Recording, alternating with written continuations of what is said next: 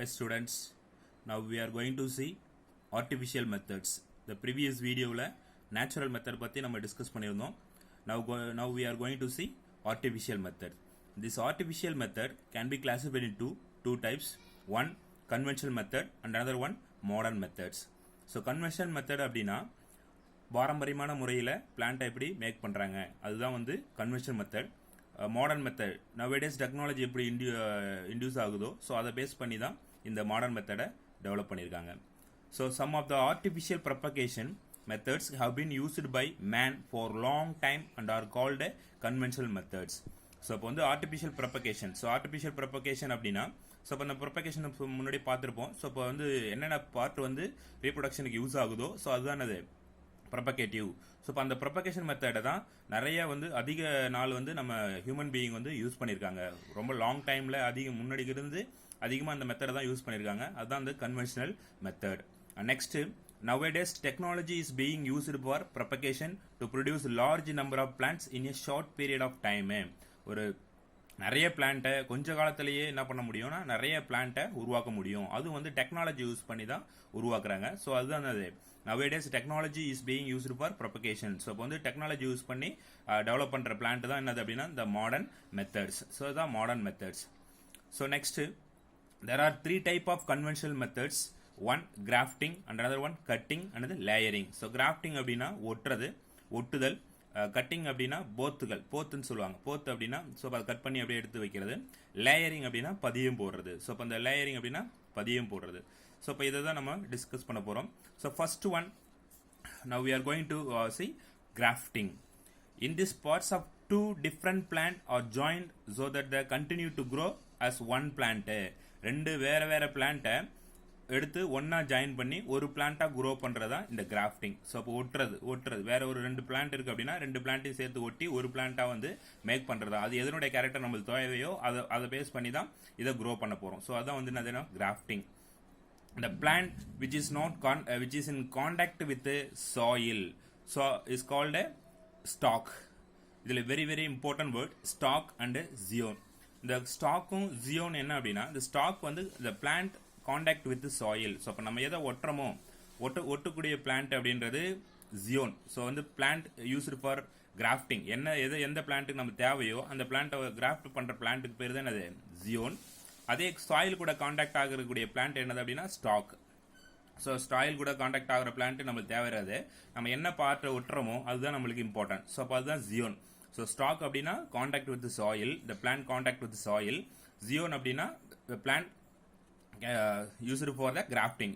Which plant ஏதோ ஒரு பிளான்ட்டை நம்ம யூஸ் பண்ணுறோம் அப்படின்னா ஸோ அதுதான் வந்து என்னது கிராஃப்டிங். Example mango. இப்போ நம்ம மோஸ்ட்லி நம்ம யூஸ் பண்ணுற அந்த ஒட்டு மாங்கா அப்படின்னு சொல்லுவாங்க.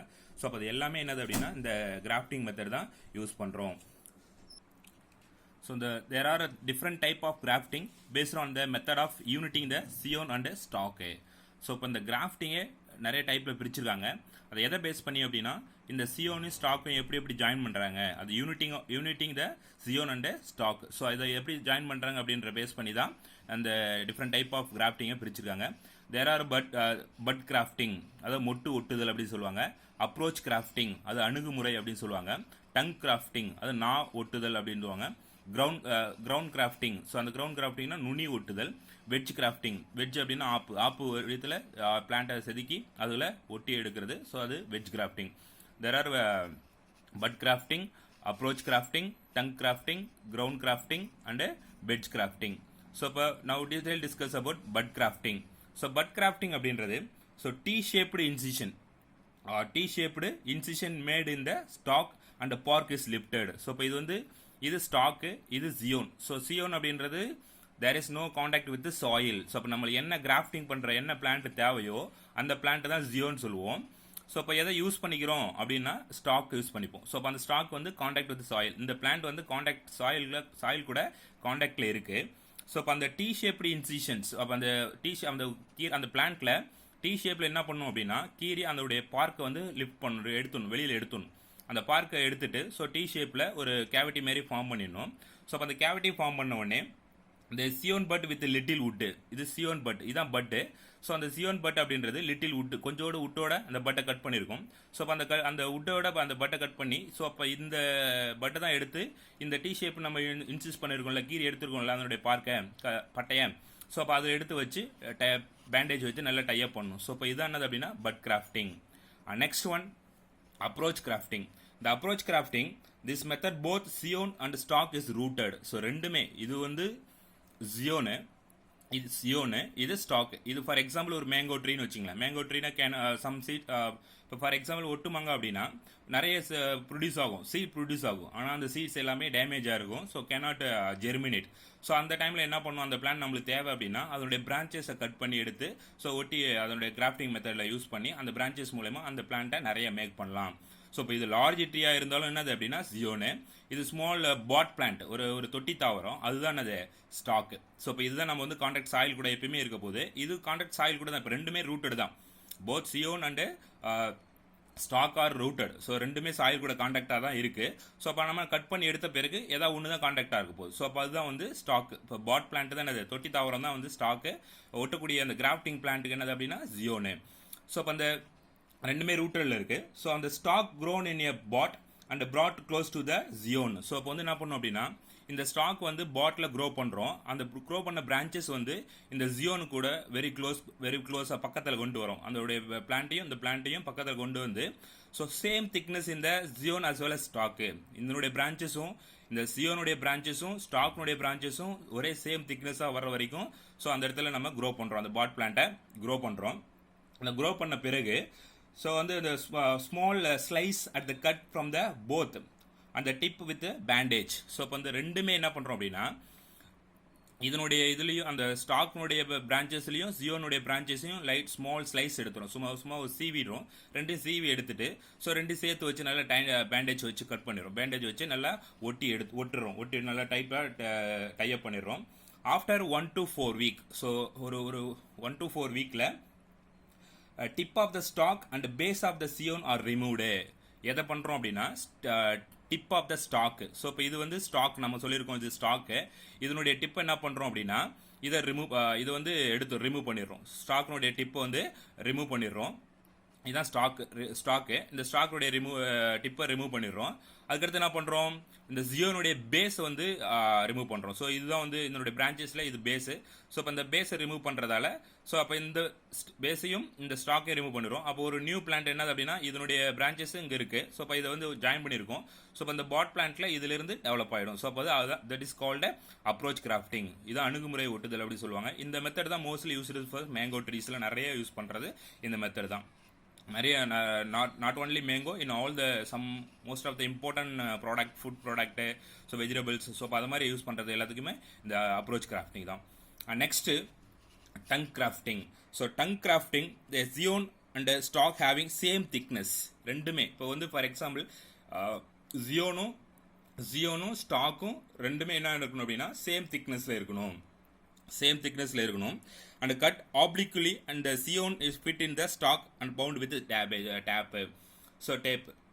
ஸோ இப்போ என்ன பண்ணுறோம் அப்படின்னா ஸோ இந்த டங் கிராஃப்டிங்கில் ரெண்டுமே சேம் திக்னஸாக இருக்கணும். ஸோ சேம் திக்னஸாக இருக்கும்போது ஒரு கிராஸ் செக் பண்ணுறோம். ஸோ இப்போ வந்து சாய்வாக வெட்டினோடனே அது ரெண்டுமே ஈஸியாக வந்து என்ன ஆகும், அடாப்ட் ஆகும். ஸோ அப்போ வந்து ஆன்டிஜன் ஆன்டிபாடி எப்படி ஜாயின் ஆகுதோ அதே மாதிரி என்ன ஆகும் அப்படின்னா ஸோ ரெண்டு கிராஸ் பண்ணி வெட்டும் போது ஈஸியாக ஜாயின் ஆகும். அப்போ ரெண்டுமே ஒரே சேம் திக்னஸாக இருக்கும்போது அது ரெண்டையும் வந்து ஜாயின் பண்ணி அதில் வந்து டைப் பண்ணணும், டேப்பால் டைப் பண்ணணும். ஸோ டைப் பண்ணோடனே இந்த பிளான்ட்டு க்ரோ ஆரம்பிச்சிடும். That is called tongue grafting. Next crown grafting, நுனி ஒட்டுதல். க்ரோன் கிராஃப்டிங் அப்படின்னா நுனி ஒட்டுதல். when the stalk is larger in size and the zion are cut into wedge shape. So stock வந்து large சைஸில் இருக்குது.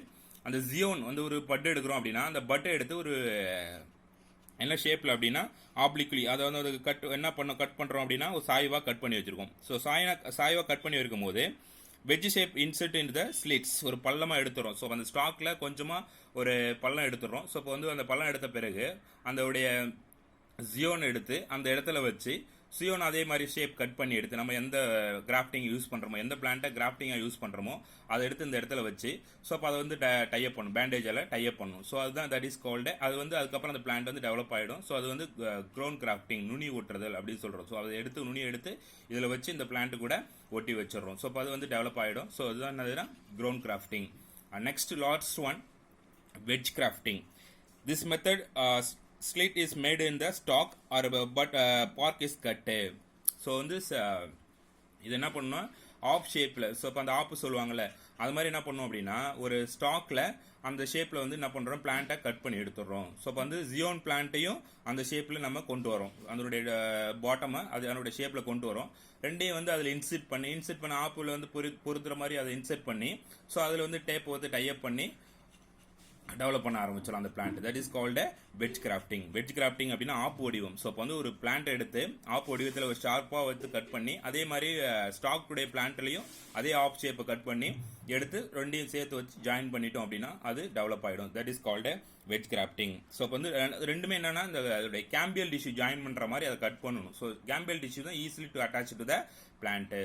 ஸோ இதான் என்னது அப்படின்னா கிராஃப்டிங் உடைய method. One bud grafting and another one approach crafting, tongue crafting, crown crafting, wedge crafting.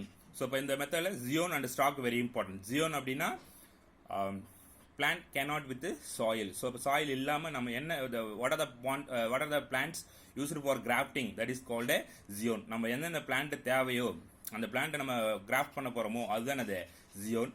Stock அப்படின்னா இந்த plant contact with soil, எந்த பிளான்ட் வந்து சாயில் கூட காண்டாக்ட் ஆகிருக்கோ அதுக்கு பேர் தான் இது ஸ்டாக். ஸோ இப்போ இந்த ஸ்டாக்கையும் ஜியோனி யூனிட்டிங், அது ஸ்டாக் அண்ட் ஜியோனி யூனிட்டிங் தான் classify into different types.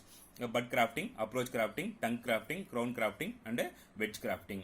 So இப்போ இதுதான் வந்து கிராஃப்டிங் மெத்தட்ஸ். ஸோ இப்போ இந்த ஆர்டிஃபிஷியல் மெத்தடில் டூ டைப்பாக பார்த்துருப்போம், one conventional and natural. So conventional மெத்தடில் தான் இந்த கிராஃப்டிங் இருக்குது. Okay, thank you students.